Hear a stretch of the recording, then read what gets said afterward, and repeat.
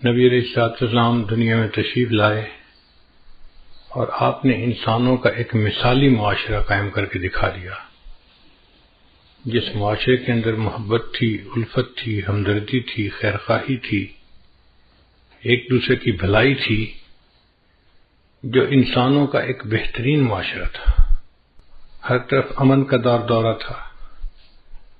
یمن سے عورت چل کے مدینہ آتی تھی اور راستے میں 1 مہینہ تقریباً اس کو سفر میں لگتا تھا۔ نہ اس کو اپنی عزت کا خطرہ، نہ مال کا، نہ جان کا۔ اور وہ کہتی تھی کہ مجھے یوں لگتا ہے کہ مدینہ سے یمن، نبی اسلام نے ارشاد فرمایا الدین النصیحہ، دین سراسر خیرخواہی ہے۔ جو بندہ بھی دیندار ہوتا ہے وہ خیرخواہ ہوتا ہے۔ خیرخواہ کا مطلب دوسرے کا بھلا سوچنا، دوسروں کے بارے میں اچھا سوچنا۔ ایسے بندے کے دل میں نفرت، کینہ، بغض اور حسد نہیں ہو سکتا جو دوسروں کے بارے میں اچھا سوچے۔ اگر یہ بیماریاں ہوگی تو انسان پھر برا سوچے گا، اچھا نہیں سوچے گا۔ تو نبی علیہ السلام نے دین کو ڈیفائن کیا کہ الدین النصیحہ، دین سراسر خیرخواہی ہے۔ یعنی جہاں آپ کو دین نظر آئے گا وہاں خیرخواہی نظر آئے گی، اور جہاں خیرخواہی نظر آئے گی وہیں دین ہوگا۔ بدخواہی اور دین دو چیزیں اکٹھی نہیں ہو سکتی۔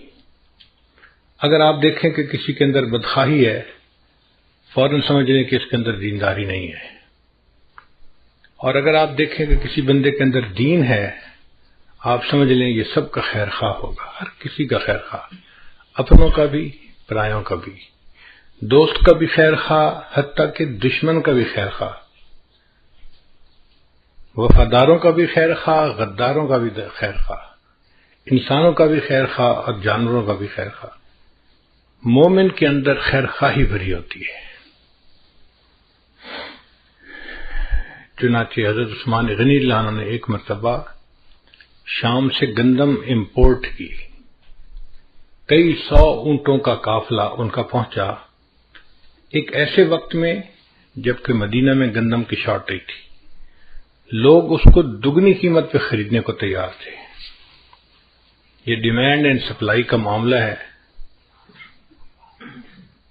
جب ڈیمانڈ بڑھ جاتی ہے تو پھر سپلائی کے لیے کتنی بھی قیمت دینی پڑے لوگ دیتے ہیں۔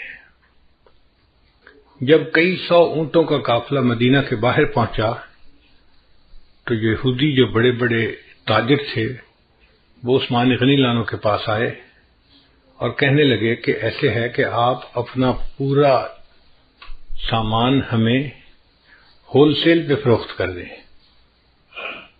پھر آگے ہم تھوڑا تھوڑا کر کے بیچتے رہیں گے۔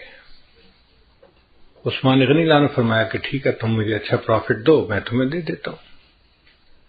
تو انہوں نے ہول سیل میں ڈیل کی، کہنے لگے جی جو آپ کی قیمت خرید ہے نا، ہم اس کو ڈبل کر دیتے ہیں۔ 100 روپے کی چیز کو ہم 200 میں خریدتے ہیں۔ یہ بہت بڑا پروفٹ ہے کہ بندہ 100 روپے انویسٹ کرے اور اس کے بدلے 100 روپے کمائے۔ آج کل دنیا کی انڈسٹریل ورلڈ میں 10% اور 20% پروفٹ کو بھی بڑا سمجھا جاتا ہے، اور کہاں 100 کے بدلے 100 پروفٹ۔ عثمان غنی اللہ نے فرمایا نہیں، پروفٹ تھوڑا ہے، میں نہیں بیچتا۔ کچھ نے کہا کہ اچھا پھر ہم ایسے کرتے ہیں کہ ہم 100 کے بدلے آپ کو 300 دیتے ہیں۔ نہیں، ایک نے کہا اچھا میں 100 کے بدلے آپ کو 400 دیتا ہوں۔ ان کا نہیں، وجہ کیا ہے کہ جی پروفٹ تھوڑا ہے۔ وہ حیران ہو گئے کہ 100 روپے کی چیز کو ہم 4 گنا پرائس پہ خرید رہے ہیں اور ایک ہی دم میں ان کا سارا سامان بک جائے گا، یہ پیسے لے کے گھر بیٹھ جائیں گے آرام سے، پھر ہم جانے اور اس چیز کو آگے تھوڑا تھوڑا بیچنا۔ مگر یہ بندہ مطمئن ہی نہیں ہو رہا۔ تو ایک یہودی نے پوچھا کہ عثمان آخر آپ چاہتے کیا ہو؟ ایک کے بدلے ہم آپ کو 4 گنا دے رہے ہیں۔ ان کا بھائی پروفٹ تھوڑا ہے، بات سچی ہے، مجھے زیادہ چاہیے۔ اچھا میں 5 گنا دے دیتا ہوں۔ نہیں، یہ بھی تھوڑا ہے۔ اچھا بھی 6 گنا دے دیتا ہوں، یہ بھی تھوڑا ہے۔ بھائی میں 7 گنا آپ کو پروفٹ دیتا ہوں، 100 روپے کی چیز 700 میں خریدتا ہوں، نہیں یہ بھی تھوڑا ہے۔ خریدنے والے نے کہا بھائی انف از انف، 100 کے بدلے 700 میں چیز خرید رہا ہوں اور آپ دینے کو ابھی بھی تیار نہیں ہوئے، تو پھر میری آپ کی ڈیل نہیں ہو سکتی۔ مگر آپ اتنی گندم کا کرو گے کہ آخر بیچنی تو ہے نا کہیں نہ کہیں۔ تو عثمان غنی جان فرمایا ہاں میں دوں گا، میرے پاس ایک کسٹمر ہے جو مجھے اس سے زیادہ پروفٹ دیتا ہے۔ اس نے کہا آپ مذاق کر رہے ہیں یا آپ سیریس بات کر رہے ہیں؟ بھائی میں سیریس بات کر رہا ہوں۔ کون سا کسٹمر ہے جو 7 گنا پرائس سے بھی زیادہ پرائس دے رہا ہے؟ ان کا میرے پاس ایک کسٹمر ہے جو مجھے 70 گنا پرائس دے رہا ہے، 1 روپے کے بدلے 70 روپے مجھے دے رہا ہے۔ چنانچہ انہوں نے اس گندم کو بیچنے کے بجائے مدینہ طیبہ کے غریبوں میں مفت تقسیم کر دی کہ میرا اللہ مجھے اس کے بدلے 70 گنا اجر عطا فرمائے گا۔ خیر خواہی کا ایسا جذبہ نبی علیہ السلام نے ان کے اندر بھرا تھا کہ 7 گنا پرائس پہ ان کا سامان بک رہا تھا، نہیں بیچا۔ کوئی اور بندہ ہوتا تو سوچتا میں تو پیسے بناؤں بھائی، میرا تو اس سال کا ایک اچھا سودا ہو جائے گا اور میں پورا سال آرام سے بیٹھ کے کھاؤں گا۔ ان کا نہیں، مجھے اس وقت پروفٹ نہیں کمانا، مجھے غریب لوگوں کی خیر خواہی کرنی ہے۔ ان کے پاس کھانے کو کوئی چیز نہیں تو میں اللہ کے راستے میں ان کو تقسیم کر دیتا ہوں اور اس کے بدلے اللہ مجھے 70 گنا پروفٹ عطا فرمائے گے۔ یہ نبی علیہ السلام نے ایک جذبہ بھرا تھا صحابہ کرام میں، چنانچہ ہر بندہ دوسرے بندے کی خیر خواہی کرتا تھا۔ جیسے ہمیں اپنا فکر ہوتا ہے نا کہ ہمیں نقصان نہ ہو، ایسے ان لوگوں کی یہ حالت تھی کہ وہ سوچتے تھے دوسرے کا نقصان نہ ہو۔ آپ لوگوں کو ایک واقعہ سناؤں، حیران کن ہے۔ ایک صحابی نے گھوڑا خریدا اور فرض کرو انہوں نے گھوڑا خریدا 3000 ریال میں، مثال دے رہا ہوں، یہ فگر جو ہیں یہ ایکچوئل نہیں ہے، میں ایک جنرل فگر بتا رہا ہوں سمجھنے کی خاطر، بات سمجھانا مقصد ہے۔ انہوں نے 3000 ریال میں ایک گھوڑا خریدا، لے کے گھر آئے، بھائیوں نے دیکھا، سب نے کہا یار نسل اچھی لگتی ہے، گھوڑا صحت مند ہے، تمہیں بڑی اچھی ڈیل مل گئی ہے۔ ویسے سچ بتاؤں نا تو گھوڑا تو لگتا ہے 4000 ریال کا، اور تمہیں 3000 میں مل گیا تو اچھا سودا مل گیا بھائی، مبارک ہو۔ اب اس نے سن لیا کہ پرائس 4000 تھی اور دینے والے نے مجھے سستا بیچ دیا۔ ہم ہوتے تو شکر ادا کرتے کہ اچھی ڈیل ہو گئی۔ وہ اگلے دن اٹھے اور 1000 ریال اور جیب میں ڈالا اور گھوڑے کے مالک کے پاس گئے، بھئی کل میں نے آپ سے گھوڑا خریدا تھا، آپ کو اپنی چیز کی ورث کا پتہ نہیں تھا، وہ 4000 کا گھوڑا تھا، آپ نے مجھے 3000 میں دیا، میں آپ کا نقصان نہیں کرنا چاہتا، 1000 ریال آپ مجھ سے اور لے لیں۔ آپ نے دنیا میں کبھی ایسے کوئی ڈیل ہوتے دیکھی کہ کسٹمر کہہ رہا ہے کہ جی 1000 دینار آپ اور لے لیں، مجھے سستا نہ دیں؟ خیر اس نے لے لیا۔ تھوڑے دنوں کے بعد علاقے میں گھوڑ دوڑ کا مقابلہ ہوا، سباق الخیل۔ صحابہ کرام کے درمیان یہ مقابلے ہوتے رہتے تھے، الٹنا پلٹنا، پلٹ کر جھپٹنا، لہو گرم رکھنے کا ہے ایک بہانہ۔ تو صحابہ کرام اس قسم کی ایکسرسائز کرتے رہا کرتے تھے۔ اب جب گھوڑ دوڑ ہوئی تو اللہ کی شان دیکھیں کہ وہ گھوڑا سب میں سے ٹاپ کر گیا، فرسٹ آ گیا۔ اب جب ونر بن گیا تو ہر بندے نے اس کو بڑے حیران ہو کے دیکھا۔ لوگ آئے اور مبارکباد دی اور کہا کہ یار تم نے گھوڑا کہاں سے لیا؟ اس نے کہا جی مجھے تو یہ 4000 دینار میں ملا۔ ان کا اچھا، یہ تو بڑی اچھی نسل کا ہے، بڑا تیز بھاگتا ہے، بڑا فٹ گھوڑا ہے۔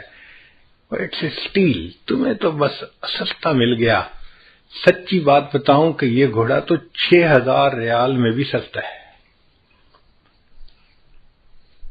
اب انہوں نے اس کے کمنٹ سن لیے اور اگلے دن 2000 ریال اور جیب میں ڈال کے مالک کے پاس گئے، بھئی آپ کو اپنی چیز کی ورث کا پتہ نہیں تھا، آپ نے 3000 میں بیچی، پھر میرے بھائیوں نے اس کی قیمت 4,000 لگائی، لیکن مقابلے سے پتہ چلا، کنفرمیٹری ٹیسٹ یہ تھا کہ گھوڑا بہت اچھا تھا، اس نے ون کیا، اور تھرڈ پارٹی نے کہا کہ یہ تو 6,000 دینار میں بھی سستا ہے، تو پلیز آپ 2,000 دینار اور لے لیجئے۔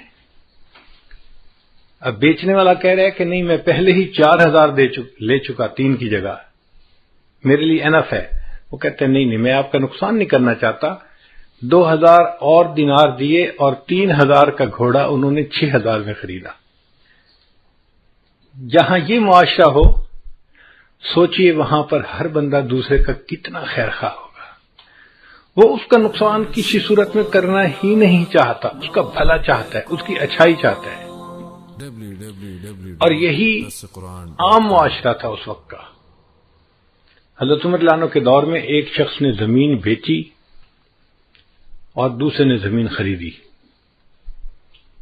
اب جس نے زمین خریدی اس نے کہا کہ میں یہاں پہ سبزیاں کاشت کرتا ہوں، تو عام طور پہ لوگ 1-2 فٹ گہرا ہل چلاتے ہیں، مگر کیا ہوتا ہے کہ وہ 1-2 فٹ ہل چلنے سے جو 1-2 فٹ کے نیچے کی زمین ہے نا وہ سخت ہو جاتی ہے، اور پھر جو نیوٹریشن ہے وہ نیچے سے اوپر نہیں جاتی اور پانی اوپر نیچے لیچ نہیں کرتا، ایک ہارڈ جو ہے نا وہ لیئر بن جاتی ہے جو نقصان دیتی ہے۔ تو پھر اس کے لیے کبھی کبھی گہرا ہل چلانا پڑتا ہے تاکہ اس لیئر کو بھی جو سخت ہو رہی ہے اس کو توڑ دیا جائے اور زمین نیچے سے لے کے اوپر تک نرم ہو جائے۔ اب جب اس صحابی نے وہ خریدا تو اس نے سوچا میں گہرا ہل چلاتا ہوں، انہوں نے 2 فٹ گہرے ہل کی جگہ وہ جو 4 فٹ گہرا ہل تھا نا، گہرا ہل جسے کہتے ہیں، وہ چلایا۔ اب جب ہل چلایا تو زمین کے اندر سے ایک بکسا نکلا جس کے اندر سونا چاندی بھرا ہوا تھا۔ اس زمانے میں بینک تو ہوتے نہیں تھے، تو لوگ اپنا خزانہ اس طرح زمین کے اندر دفن کر دیا کرتے تھے کہ ایمرجنسی کے وقت ہم اس کو نکالیں گے، یہ محفوظ رہے۔ اب جب انہیں وہ خزانہ ملا تو انہوں نے بیٹھ کے سوچا، بھئی میں نے تو مالک سے زمین خریدی تھی، یہ خزانہ تو نہیں خریدا تھا، یہ تو بہت زیادہ قیمتی ہے، یہ میرا حق نہیں، یہ اس مالک کا ہے جس نے زمین بیچی، مجھے اس کو ریٹرن کرنا چاہیے۔ آپ سوچیں ہم اگر اس وقت میں ہوتے تو ہم کسی کو خبر ہی نہ لگنے دیتے کہ کچھ ہوا یا نہیں، اور آرام سے اس سونے چاندی کو خود استعمال کرتے ہیں۔ وہ اگلے دن اس سونے چاندی کے بکسے کو لے کے مالک کے پاس گئے، میں نے آپ سے زمین خریدی تھی، ہل چلایا اور اس میں سے یہ خزانہ نکلا، یہ میرا نہیں، یہ آپ کا ہے، آپ پلیز مجھ سے لے لیجئے۔ ان کا واہ بھائی واہ، جب میں نے زمین بیچ دی تو اب زمین سے جو نفع نکلے گا وہ میرا نہیں ہوگا، وہ آپ کا ہوگا، تو میرا تو تعلق ختم ہو گیا، میں نے پیمنٹ لے لی، دیٹس اٹ۔ اب اگر نکلا ہے خزانہ تو یہ آپ کا ہے، آپ کی قسمت۔ وہ کہے میرا حق نہیں آپ کا ہے، اور دوسرا کہے میرا حق نہیں آپ کا ہے، اب ایک دوسرے کے درمیان اختلاف ہوا تو یہ مقدمہ عدالت میں آیا۔ آپ غور کریں، آج ہماری عدالتوں میں عداوتیں بھری پڑی ہیں، ایک بندہ کہتا ہے میرا حق ہے، دوسرا کہتا ہے نہیں میرا حق ہے، ایک کہتا ہے میں اپنے حق کی خاطر آخری دم تک کوشش کرتا رہوں گا، دوسرا کہتا ہے میں اپنے حق کی خاطر خون کا آخری قطرہ بہا دوں گا۔ اپنا حق ہر بندہ کہہ رہا ہوتا ہے۔ یہ عجیب مقدمہ تھا، ایک بندہ کہتا ہے جی میرا نہیں یہ اس کا حق ہے، وہ کہتا ہے نہیں جناب میرا نہیں یہ اس کا حق ہے۔ اب قاضی فیصلہ کیا کرے، عجیب مقدمہ تھا، مگر اللہ نے اس وقت کے قاضیوں کو بھی بڑی سمجھ دی تھی۔ انہوں نے دونوں سے بات چیت سنی اور کچھ ان کے گھر کے حالات معلوم کیے تو انہیں پتہ چلا کہ ایک کے گھر میں بیٹا جوان ہے اور دوسرے کے گھر میں بیٹی جوان ہے۔ تو قاضی نے کہا کہ بھئی میں اس میں ججمنٹ تو نہیں دے سکتا، چونکہ یہ کہتا ہے اس کا حق ہے، وہ کہتا ہے اس کا حق ہے۔ ہاں میں مشورہ دے سکتا ہوں، میرا مشورہ یہ ہے کہ آپ دونوں اپنے بیٹے اور بیٹی کا نکاح کر دیں اور اس نکاح کے مہر کے طور پہ اس خزانے کو دے دیا جائے تاکہ دونوں کو اس کا بینیفٹ مل جائے۔ ایک وقت تھا کہ ہماری عدالتوں میں ایسے مقدمے آیا کرتے تھے، ہم ایک دوسرے کے اتنے خیر خواہ ہوتے تھے،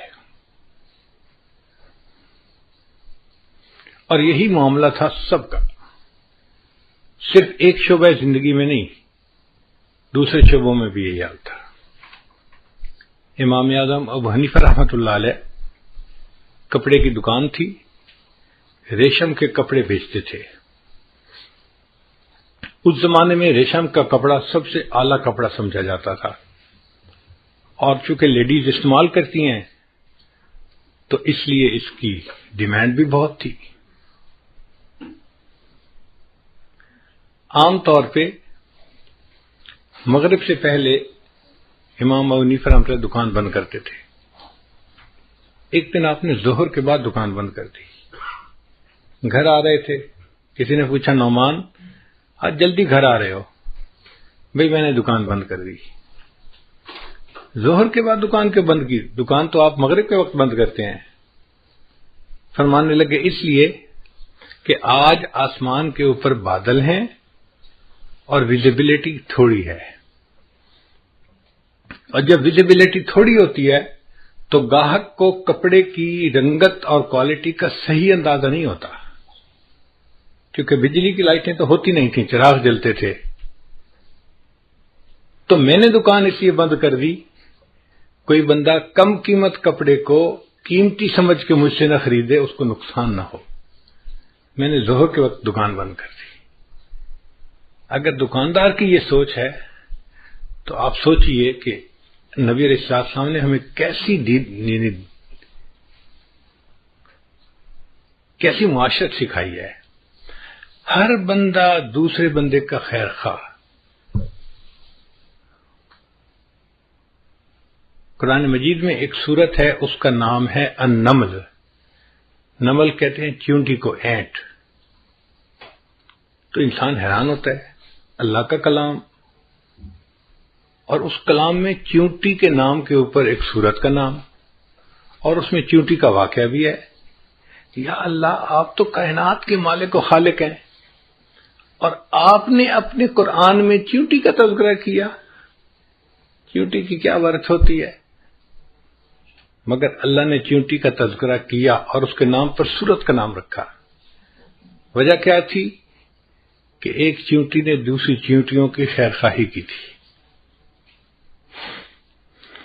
حضرت سلیمان علیہ السلام اپنے لشکر کو لے کے جا رہے تھے، اور راستے میں چیونٹیاں پھر رہی تھیں۔ ان میں سے ایک چیونٹی نے فیل کر لیا کہ لشکر آ رہا ہے۔ اس نے اعلان کیا، یا ایتھا النمل ادخلوا مساکنکم، اے چیونٹیوں اپنے بلوں کے اندر داخل ہو جاؤ، سلیمان علیہ السلام کا لشکر آ رہا ہے، ایسا نہ ہو کہ وہ تمہیں پاؤں کے نیچے کچل کے چلا جائے اور تمہیں پتہ ہی نہ چلے۔ اب ایک چیونٹی کی دوسری چیونٹیوں کے ساتھ جو خیر خواہی تھی وہ اللہ کو اتنی پسند آئی، اللہ نے اس واقعے کا تذکرہ قرآن مجید میں کیا اور سورت کا نام چیونٹی کے نام پہ رکھ دیا۔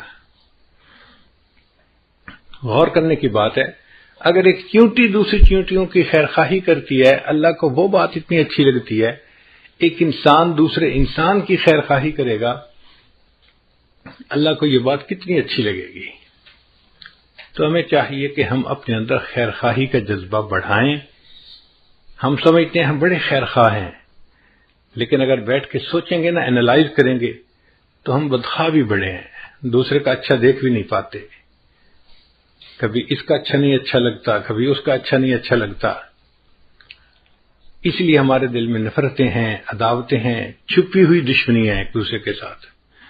اور دفتروں کے ماحول میں تو یہ جیلسی بہت زیادہ نظر آتی ہے، اس کو کہتے ہیں پروفیشنل جیلسی۔ اللہ اکبر کبیرہ۔ ہمیں ایک مرتبہ عجیب تجربہ ہوا، ہمارے ایک دوست تھے شارجہ کے رہنے والے، مجھے کہنے لگے کہ حضرت میں آپ کو کریب کی شکار کے لیے انوائٹ کرتا ہوں اپنے گھر، کھانا کھائیں گے مغرب کا، اور پھر مغرب کے فوراً بعد بیچ کے اوپر میرا گھر ہے، تو ہم سمندر میں جائیں گے اور کریب کی شکار کریں گے۔ فشنگ کا تو ہم نے شکار دیکھا ہوا ہے، لیکن کریب کا کبھی نہیں کیا تھا، تو ہمارے لیے بھی ایک نیا تجربہ تھا، تو میں نے ان کی دعوت قبول کر لی۔ ہم بچوں کے ساتھ گئے، بچے بھی بڑے ایکسائٹڈ تھے چھوٹے کہ آج ہم کشتی پہ جائیں گے اور کریب کی شکار کریں گے۔ خیر وہ ہمیں ایک کشتی کے اوپر لے کے سمندر میں گئے، ایک خاص جگہ تھی، وہاں پہ کریب نکلتے ہی مغرب سے عشاء کے درمیان تھے۔ 24 گھنٹے میں یہ ان کا خاص ٹائم تھا جب وہ باہر نکلتے تھے اور ان کا شکار پاسبل تھا۔ آگے پیچھے وہ زمین کے اندر اور ریت کے اندر رہتے تھے، نظر نہیں آتے تھے، تو شکار نہیں ہو سکتا تھا۔ خیر جب وہ اس جگہ پر لے کر گئے تو کنارے کنارے پہ کوئی 4 فٹ پانی ہوگا، تو اس پانی کے اندر جو نوجوان تھے وہ تو سارے پانی میں اتر گئے شکار کرنے کے لیے۔ میں بوڑھا کشتی کے اندر ہی بیٹھا رہا، اور میرے ساتھ گھر کے جو چھوٹے چھوٹے بچے تھے نا، 1 سال 3 سال 2 سال، وہ ساتھ بیٹھ کے کہ ہم دادا ابو کے پاس بیٹھتے ہیں۔ اب میں ہوں اور چھوٹے چھوٹے 3-4 بچے ہیں، اور وہ لوگ کریب کا شکار کر کے لا رہے تھے، اور ایک بنگالی تھا جو کشتی چلا رہا تھا، وہ لاتا اور ایک باسکٹ تھی اوپن، وہ اس کے اندر اس کو پھینک کے چلا جاتا۔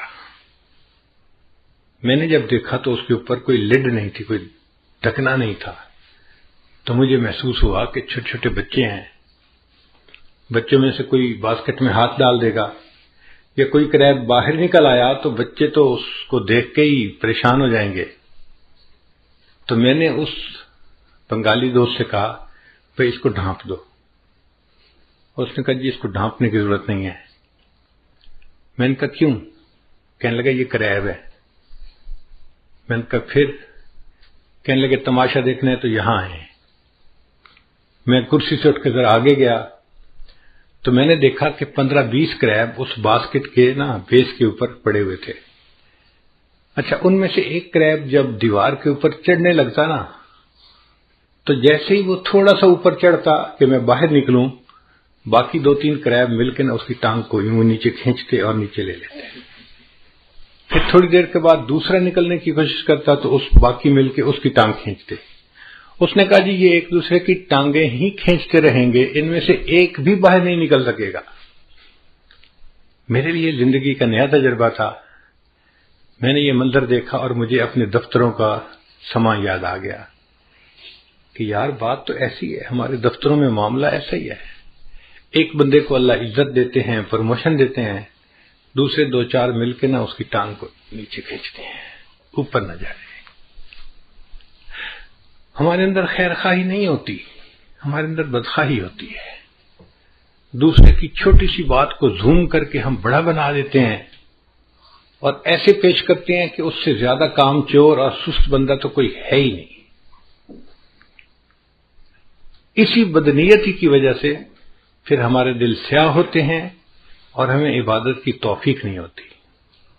ہمارے علاقے میں ایک بزرگ گزرے ہیں سلطان باہو رحمۃ اللہ علیہ، ان کا پنجابی زبان میں بڑا مزے کا کلام ہے، میں ان کا ایک کلام سناؤں گا اور پھر اس کو میں اردو میں ٹرانسلیٹ بھی کروں گا۔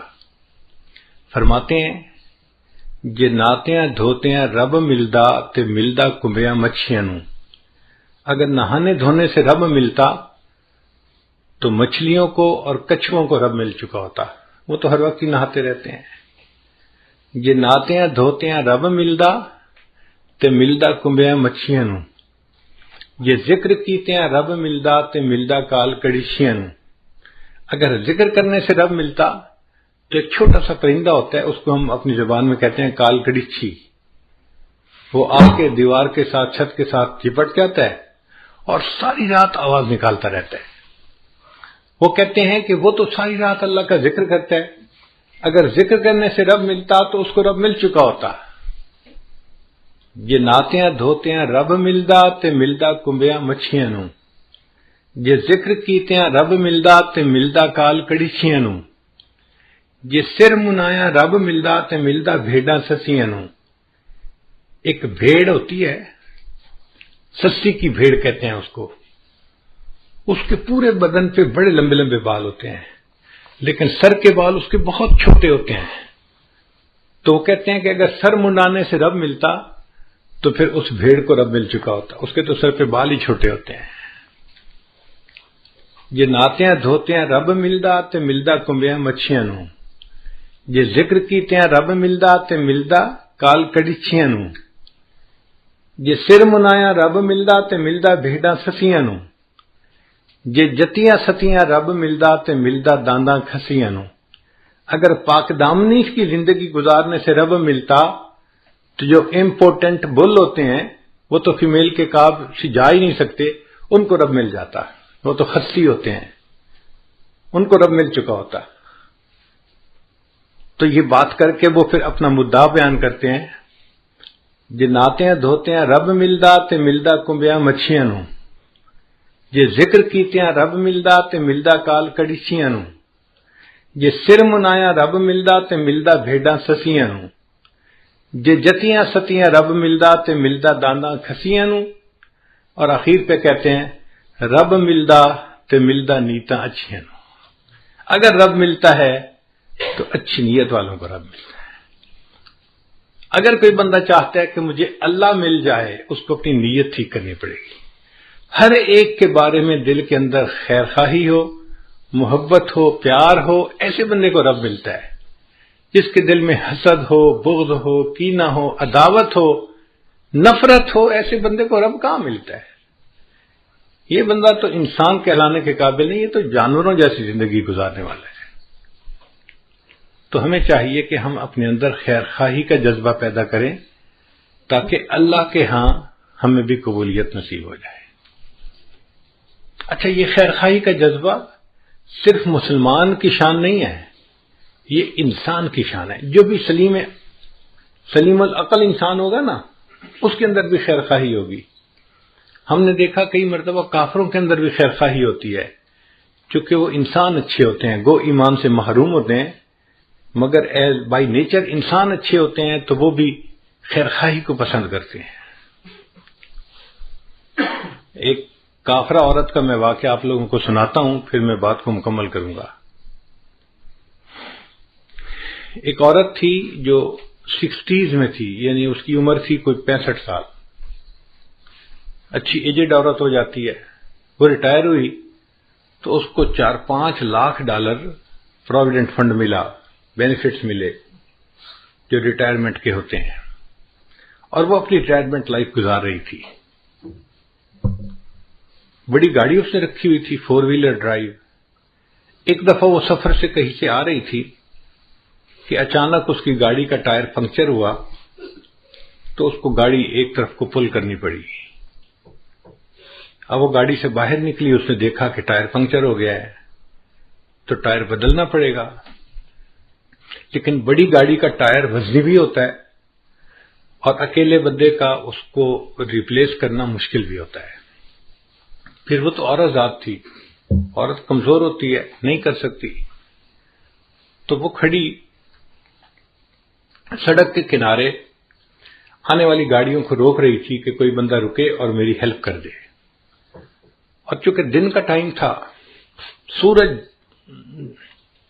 خوب گرمی برسا رہا تھا، لوگ مصروف تھے، تو آنے والی گاڑی تیز آ رہی تھی اور جا رہی تھی، کوئی رک نہیں رہا تھا۔ گڈ 1 آور اس عورت کو دھوپ کے اندر کھڑا ہونا پڑا۔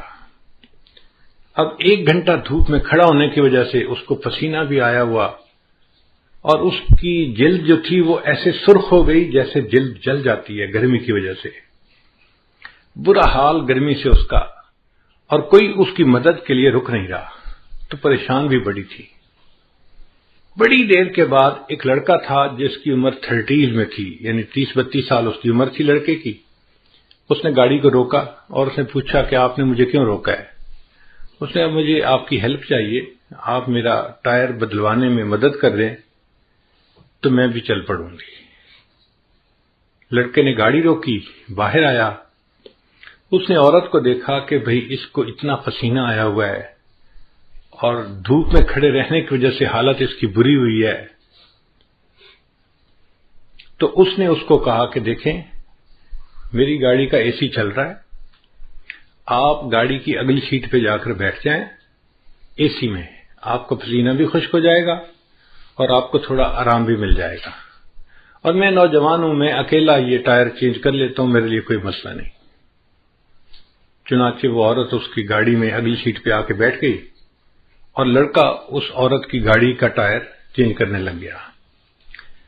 اب یہ عورت جب ذرا ٹھنڈی جگہ پر بیٹھی، طبیعت بحال ہوئی، تو اس نے دیکھا کہ لڑکا بہت مشقت کے ساتھ گاڑی کا ٹائر چینج کر رہا ہے۔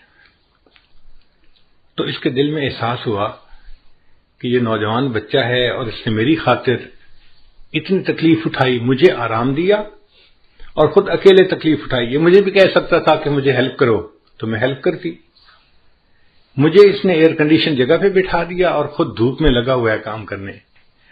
تو اگر یہ ٹائر بدل دے گا نا تو میں اس کو $200-300 گفٹ دے دوں گی تاکہ اس کا بھی فائدہ ہو جائے۔ خیر کچھ دیر لگی، لڑکے نے ٹائر چینج کر دیا۔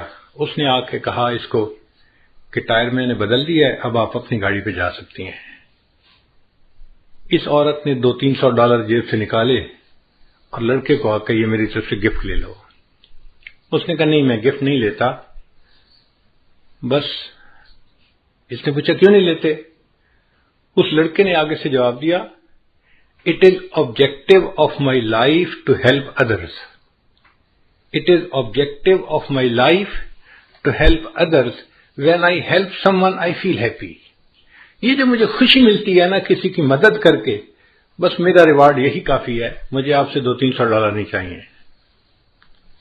اب وہ عورت اپنی گاڑی میں آئی اور چل پڑی، مگر اس کے ذہن میں یہی فکر گھوم رہا تھا، "It is objective of my life to help others.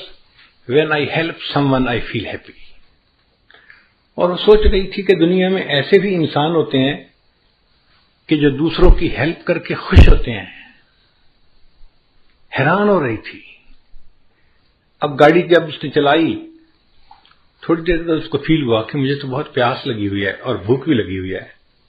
اس نے سوچا اچھا جو نیکسٹ ایگزٹ آئے گا نا تو میں اس پہ گاڑی کو باہر نکالوں گی موٹر وے سے، اور جو ریسٹورینٹ ملا اس پہ میں کھانا کھاؤں گی اور پھر سفر شروع کروں گی۔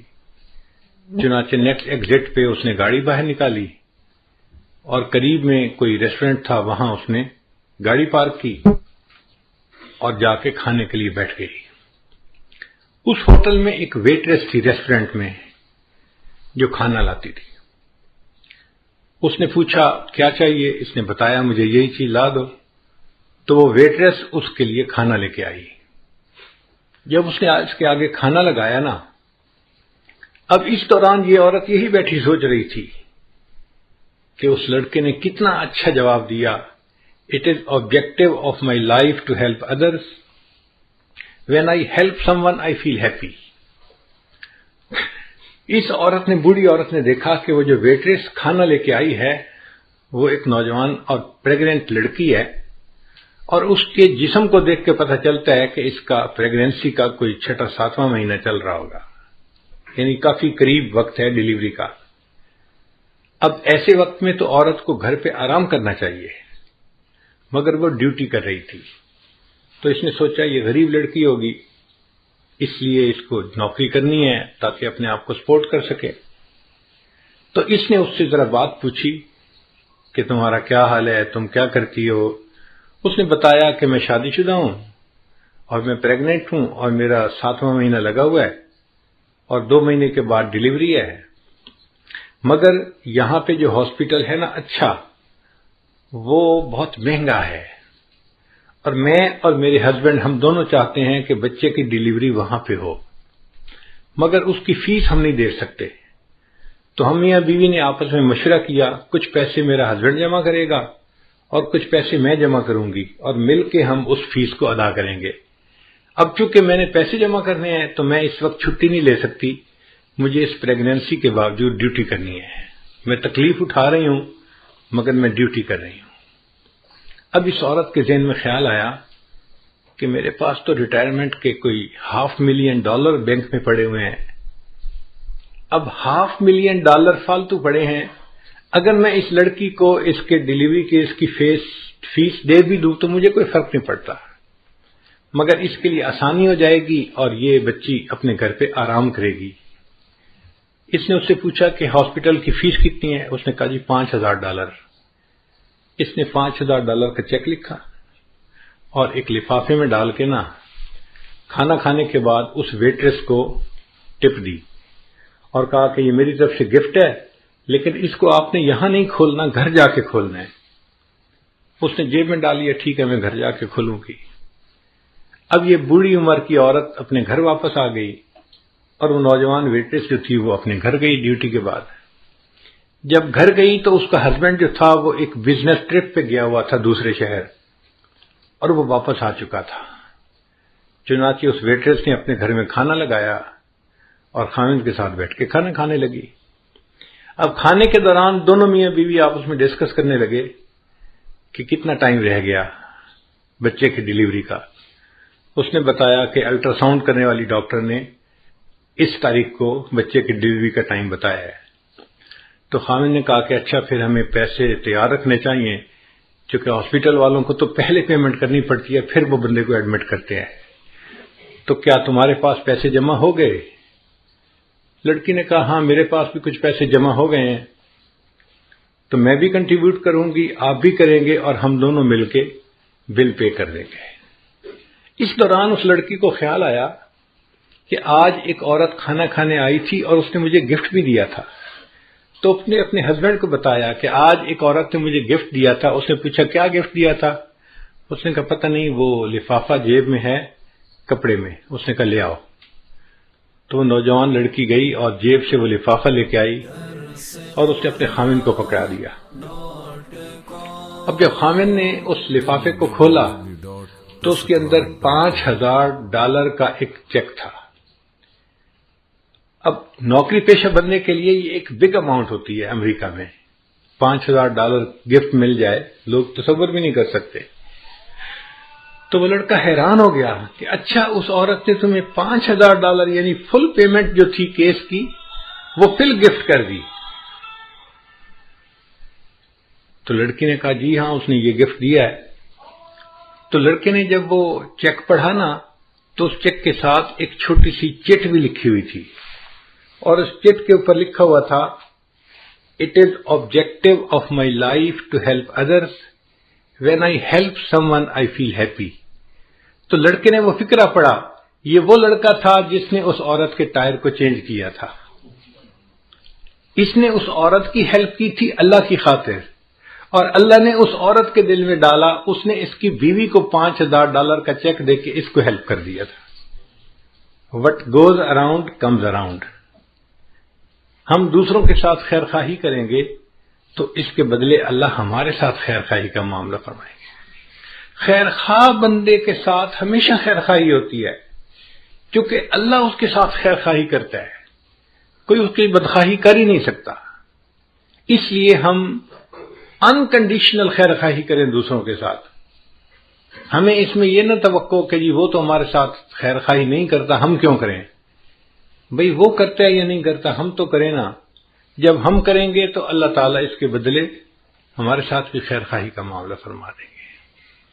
تو ہمیں چاہیے کہ ہم اپنے اندر خیر خواہی کا جذبہ پیدا کریں اور ہر ایک کا بھلا سوچیں، ہر ایک کے ساتھ اچھا سلوک کریں۔ ایک بزرگ تھے، ان کا نام تھا عثمان دامانی رحمۃ اللہ علیہ۔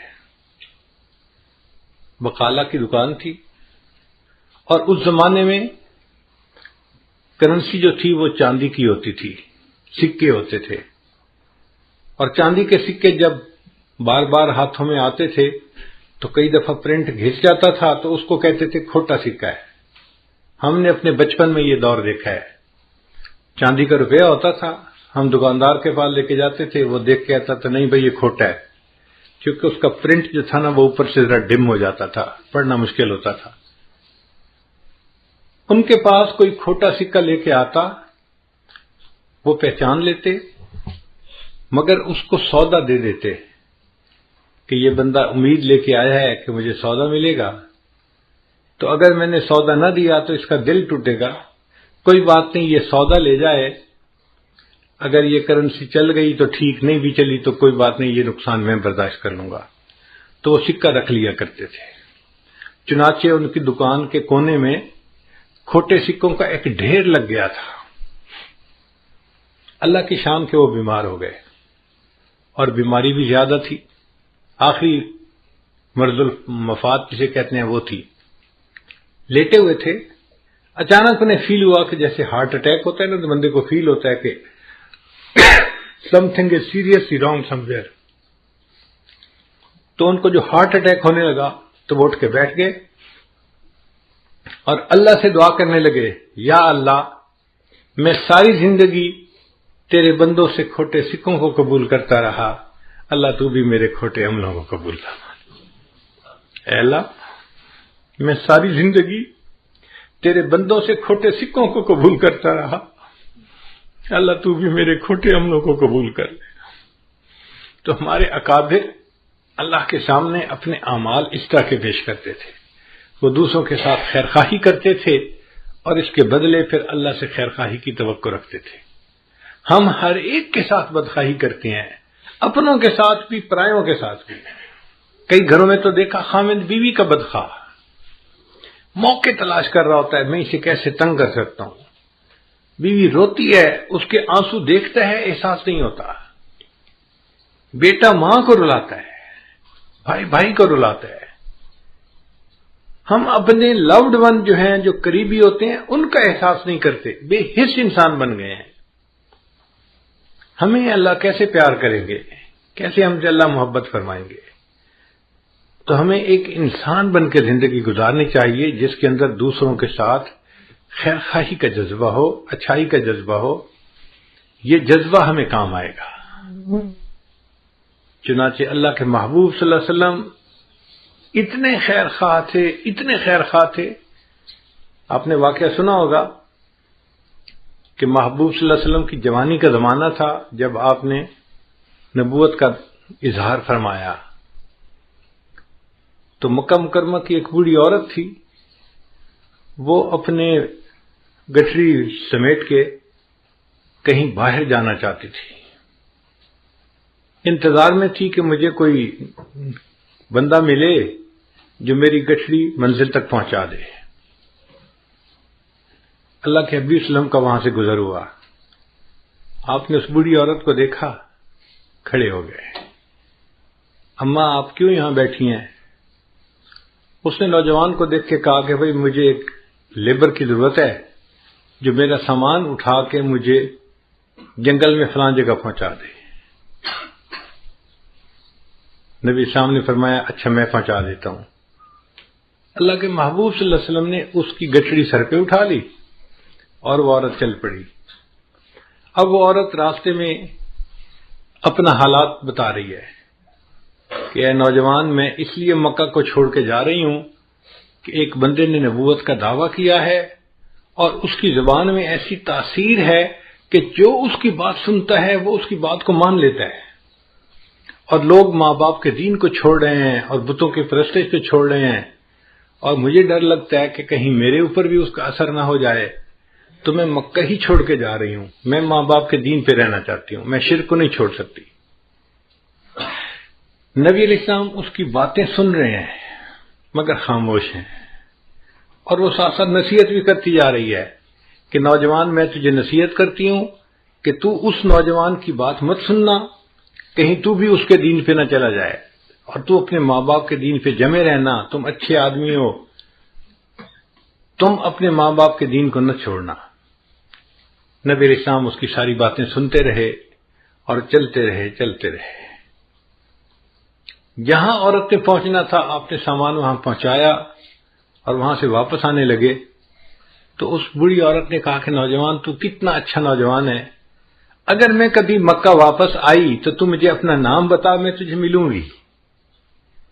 تو جب اس نے پوچھا تو اللہ کے حبیب صلی اللہ علیہ وسلم نے فرمایا کہ اماں جس نوجوان کی سارے راستے تو برائی کرتی رہی ہے، میں وہی نوجوان محمد ہوں۔ بوڑھی عورت کے دل پہ اثر ہوتا ہے، وہ کہتی ہے اچھا اگر تو وہ نوجوان ہے جس کے اندر اتنی خیر خواہی ہے، میں پھر کلمہ پڑھتی ہوں، مسلمان ہو جاتی ہوں۔ اللہ کے محبوب صلی اللہ علیہ وسلم کی خیر خواہی نے ایسے بوڑھے کافروں کے دلوں کو بھی جیت لیا تھا۔ ہم بھی اگر نبی علیہ السلام کے سچے غلام بن کے رہنا چاہتے ہیں تو ہمیں اپنے اندر یہ خیر خواہی کا جذبہ پیدا کرنا پڑے گا. بیٹھ کے سوچیں، اس کی خیر خواہی، اس کی، ہر ایک کی خیر خواہی، انسان کی بھی خیر خواہی، جانور کی بھی خیر خواہی، اپنے کی بھی خیر خواہی، پرائی کی بھی خیر خواہی، حتیٰ کہ ہمیں دشمن کے نقصان کے اوپر بھی ترس آ رہا ہو کہ اس بیچارے کا نقصان کیوں ہو گیا. جب آپ محسوس کریں کہ دشمن کے نقصان پہ بھی آپ کا دل دکھتا ہے تو اب آپ سمجھ لیں کہ اب میرے اندر نبی علیہ السلام کے خلق کا کچھ حصہ آ گیا ہے. اللہ تعالی ہمیں ایسی خیر خواہی کی زندگی عطا فرما دے. میں ایک چھوٹا سا واقعہ ہے زندگی کا، اگر آپ اجازت دیں تو سناؤں گا، اگر بات لمبی ہو گئی تو ختم کر دیتا ہوں، کیونکہ مضمون سے متعلق ہے اور ابھی ذہن میں آ گیا. اس لیے یہ واقعہ ہے جب میں 6 7ویں کلاس میں پڑھتا تھا. ہائی اسکول میں میرا ایک کلاس فیلو تھا جو دیہات کا رہنے والا تھا، اور اس نے اسکول میں داخلہ لیا تھا اور ہاسٹل میں رہتا تھا. وہ نمازی بچہ تھا، 5 نمازیں پڑھتا تھا، اور میں بھی 5 نمازیں پابندی سے پڑھتا تھا. تو نمازیں 5 پڑھنے کی وجہ سے ہماری ایک دوسرے سے دوستی ہو گئی تھی. چنانچہ ہم کلاس میں ڈیسک پہ بھی ایک دوسرے کے ساتھ بیٹھتے تھے، اور اللہ کی شان کے کلاس میں فرسٹ آتا تھا، وہ سیکنڈ آتا تھا، تو ہم دونوں قابل لڑکے سمجھے جاتے تھے. تو نیچرل ایفینٹی ہمارے اندر پیدا ہو گئی ایک دوسرے کے ساتھ، نماز کی وجہ سے اور تعلیم میں اچھے ہونے کی وجہ سے ہماری دوستی فطرتاً ایک دوسرے کے ساتھ ہو گئی. ہم اکثر اوقات اکٹھا پڑھتے، اکٹھا بیٹھتے، وقت اکٹھا گزرتا تھا. اب اس دوران کبھی کبھی دیہات کا تذکرہ ہوتا، تو میں نے اپنی زندگی میں کبھی دیہات نہیں دیکھا تھا. شہر میں پیدا ہوئے، زندگی گزاری، ہمیں دیہات کا کنسیپٹ نہیں تھا. اس زمانے میں مجھے یہ بھی پتہ نہیں تھا کہ گندم کسی پودے پہ لگتی ہے یا کسی درخت کے اوپر لگتی ہے، مجھے کچھ پتہ نہیں تھا. تو میں اس سے اٹھ پٹانگ سوال پوچھتا، یہ سبزی کیسے ہوتی ہے، یہ کیسی ہوتی ہے، یہ کیسے ہوتا ہے، یہ کہاں لگتی ہے، اس کا پودا کیسے ہوتا ہے. وہ مجھے سمجھاتا تو صحیح، مگر ساتھ ساتھ میری سادگی پہ ہنستا بھی صحیح کہ کیسے بے وقوفی کے سوال پوچھتا ہے.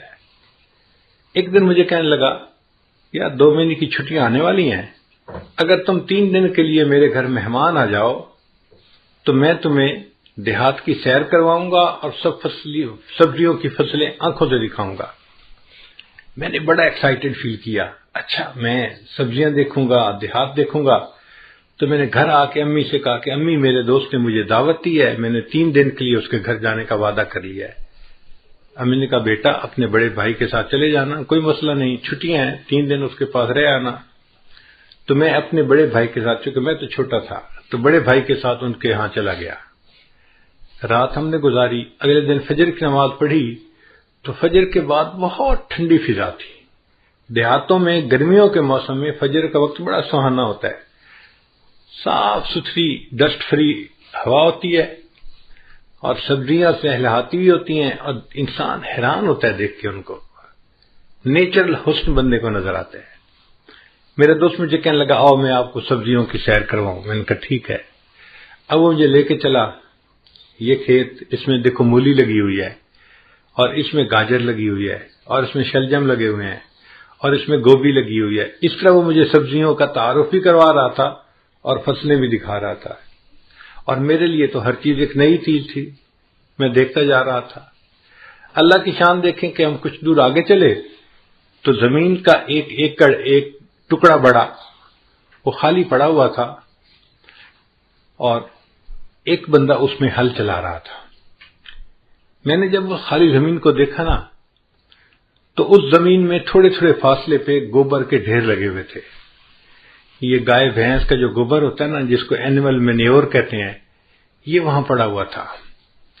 مجھے میرے والدین نے یہ بتایا تھا کہ بیٹا تم نماز تو شروع کر چکے ہو، اب جانوروں کے پیشاب پخانے سے بچنا، وہ ناپاک ہوتا ہے، اور جانوروں کی عادت ہوتی ہے قریب سے کوئی گزرے نا تو وہ دم ہلاتے ہیں اور ان کے چھینٹے دور تک جاتے ہیں.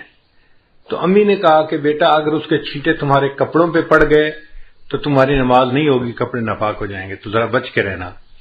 تو میں جانوروں کے پیشاب اور گوبر سے نا فطری طور پہ بڑا الرجک تھا، چھوٹا بچہ تھا. اب میں نے وہ گوبر جب وہاں کھیت میں پڑے ہوئے دیکھا تو میری عجیب سی طبیعت ہوئی. میں نے اس سے کہا کہ اس زمین میں سبزیاں لگیں گی؟ اس نے کہا. میں نے کہا سبزیاں تو انسان کھاتے ہیں. اس نے کہا. میں نے کہا پھر یہ تو پاک سبزیاں ہونی چاہیے جو ہم کھائیں، تو یہ تو نجاست ہے، یہ تو گند ہے، یہ تو ناپاک ہے، اور یہ اس زمین میں کیوں پڑی ہوئی ہے؟ اس ناپاک چیز کو کیوں ملائیں گے اس مٹی میں جس مٹی میں سبزی اگنی ہے؟ اس نے کہا یار تمہاری باتوں کا جواب میں نہیں دے سکتا، یہ جو ہل چلا رہا ہے نا بوڑھا، اس سے جا کے پوچھو. میں چھوٹا سا بچہ تھا، بھول تھا، میں اس انکل کے پاس چلا گیا. میں نے جا کے کہا کہ انکل یہ زمین آپ کی ہے؟ اس نے کہا.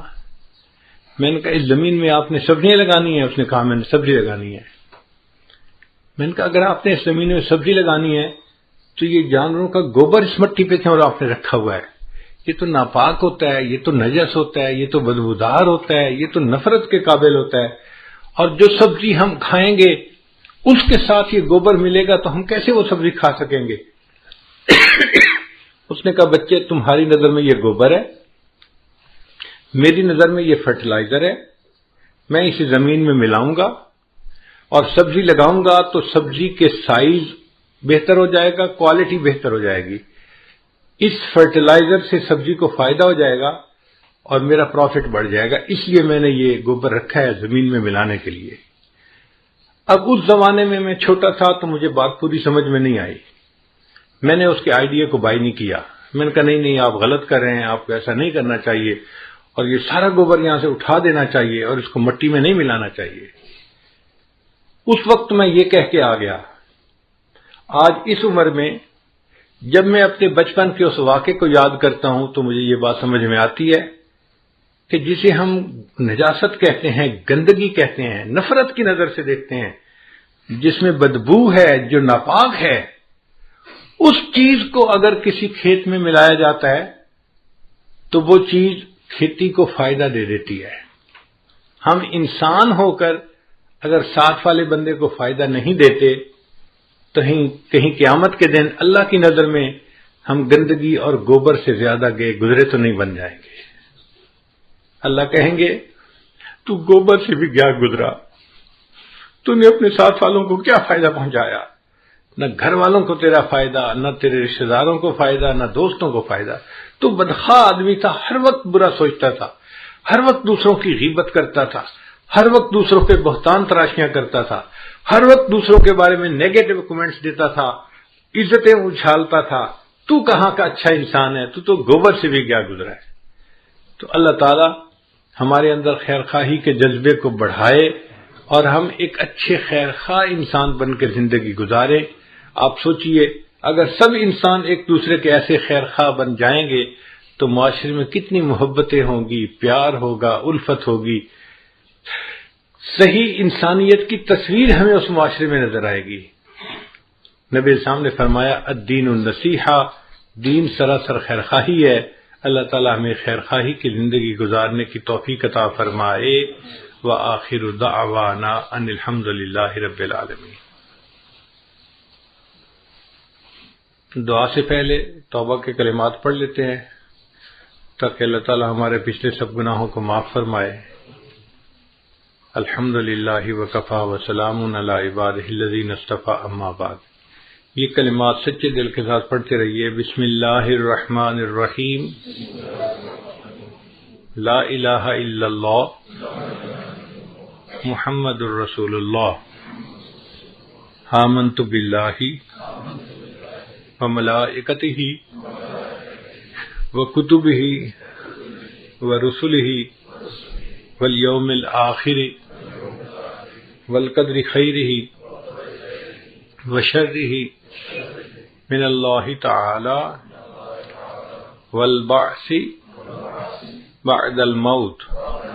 آمنت باللہ کما ہوا باسمائہ وصفاتہ وقبلت جمیع احکامہ اقرار باللسان وتصدیق بالقلب. اشہد ان لا الہ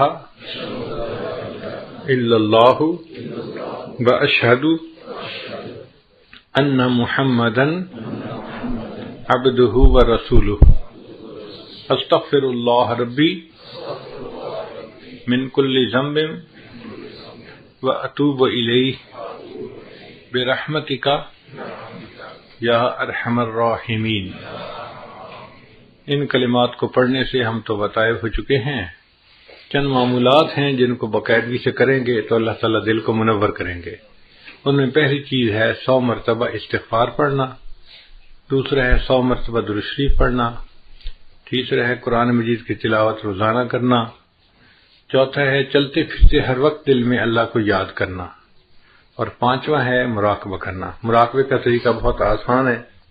جب آپ نماز پڑھ کے فارغ ہو تو تھوڑی دیر کے لیے اللہ سے لو لگا کے بیٹھیں کہ اللہ کی رحمت آ رہی ہے، دل میں سما رہی ہے، دل کی ظلمت اور سیاہی دور ہو رہی ہے، اور میرا دل کہہ رہا ہے اللہ اللہ اللہ۔ زبان سے نہیں بولنا، دل پڑھ رہا ہے اور آپ سن رہے ہیں۔ چند دن کی مشق سے آپ کو فیلنگ شروع ہو جائے گی دل سے اللہ اللہ کی، اس کو ذکر قلبی کہتے ہیں، اور یہ جب شروع ہو جاتی ہے تو 24 گھنٹے بندے کو یہ فیلنگ ہوتی ہے، اس کو ذکر قلبی کہتے ہیں۔ وہ جن کا عشق صادق ہے وہ کب فریاد کرتے ہیں، لبوں پہ مہر خاموشی دلوں میں یاد کرتے ہیں۔ ہم بھی اپنے اللہ کو اپنے دل میں یاد کریں، پھر اللہ تعالیٰ کے ہاں ہمارا اچھے لوگوں میں نام شمار ہوگا اور اللہ کی محبت دل میں آئے گی۔ ابھی آپ دعا کر لیجئے۔ سبحان ربی العلی الوہاب، اللہم صلی علی سیدنا محمد وعلی آل سیدنا محمد وبارک وسلم۔ ربنا ظلمنا انفسنا وان لم تغفر لنا وترحمنا لنکونن من الخاسرین۔ کریم آقا، ہم آپ کے عاجز مسکین بندے ہیں، ہمارے گناہوں کو معاف فرما، خطاؤں سے درگزر فرما، عیبوں کی پردہ پوشی فرما۔ جو گناہ ہم نے دن میں کیے معاف فرما، جو راتوں میں کیے معاف فرما، جو محفل میں کیے معاف فرما، جو تنہائیوں میں کیے معاف فرما۔ اے اللہ، جو گناہ یاد ہیں وہ بھی معاف فرما، جو کر کے بھول گئے وہ گناہ بھی معاف فرما۔ اے اللہ، معصیت کی ذلت سے محفوظ فرما اور ہمیں طاعات کی عزت نصیب فرما۔ کریم آقا، آنے والے وقت کو گزرے وقت سے بہتر فرما، آنے والی زندگی کو گزری زندگی کا کفارہ بنا، ہماری ان دعاؤں کو اپنی رحمت سے قبول فرما۔ اے اللہ، جو پریشانیاں ہیں دور فرما، اٹکے کاموں کا ہونا آسان فرما، الجھے کاموں کو اپنی رحمت سے سلجھا، آنے والے وقت کو گزرے وقت سے بہتر فرما۔ میرے مالک، جسمانی بیماریوں کو دور فرما، روحانی بیماریوں کو دور فرما، ذلت سے محفوظ فرما، علت سے محفوظ فرما، قلت سے محفوظ فرما۔ اے اللہ، جس طرح ایک عیالدار اپاہج کسی سخی کے دروازے پہ جاتا ہے اور اس امید سے دروازہ کھٹکھٹاتا ہے اگر یہ دروازہ کھل گیا میرے بچوں کا فاقہ ختم ہو جائے گا، اللہ، ہم اس عیالدار اپاہج سے زیادہ محتاج اور آپ اس دنیا کے سخی سے زیادہ بڑے سخی ہیں۔ ہم آپ کا دروازہ کھٹکھٹا رہے ہیں اس امید کے ساتھ یہ دروازہ کھل گیا ہمیں نیک بختی نصیب ہو جائے گی۔ اے اللہ، ہمارے اندر سے برائیوں کو نکال دیجئے، حسد، کینہ، بغض نکال دیجئے، نفرتیں، عداوتیں نکال دیجئے، ہمارے دل میں خیر خواہی کے جذبہ بھر دیجئے، محبتیں، الفتیں بھر دیجئے۔ اے اللہ، ہمیں ایک اچھا انسان بن کے رہنے کی توفیق عطا فرمائیے۔ میرے مولا، ہم بے سینگ کے جانور بنے پھرتے ہیں، کبھی اس کو تکلیف پہنچائی، کبھی اس کو تکلیف پہنچائی۔ اے اللہ، ہمیں خیر خواہی کرنے والا انسان بنا دیجئے۔ اللہ، آنے والے وقت کو گزرے وقت سے بہتر فرما دیجئے۔ آج کی اس مجلس کے لیے جن دوستوں نے کوششیں کی، اللہ اس پر ان کو اپنی بہترین اجر، اپنی بہترین رضا نصیب فرما۔ اور اے اللہ، صاحب خانہ نے جس محبت کے ساتھ اپنے گھر بلایا اس کے بدلے ان کو اپنی سچی محبت نصیب فرما۔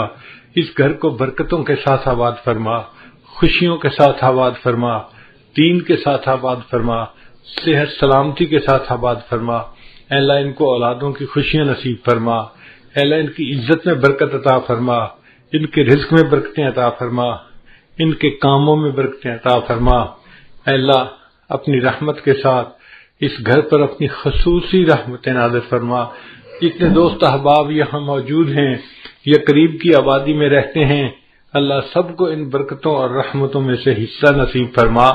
جو آنا چاہتے تھے مجبوریوں کی وجہ سے نہیں آ سکے، اللہ ان کو بھی ان دعاؤں میں حصہ نصیب فرما۔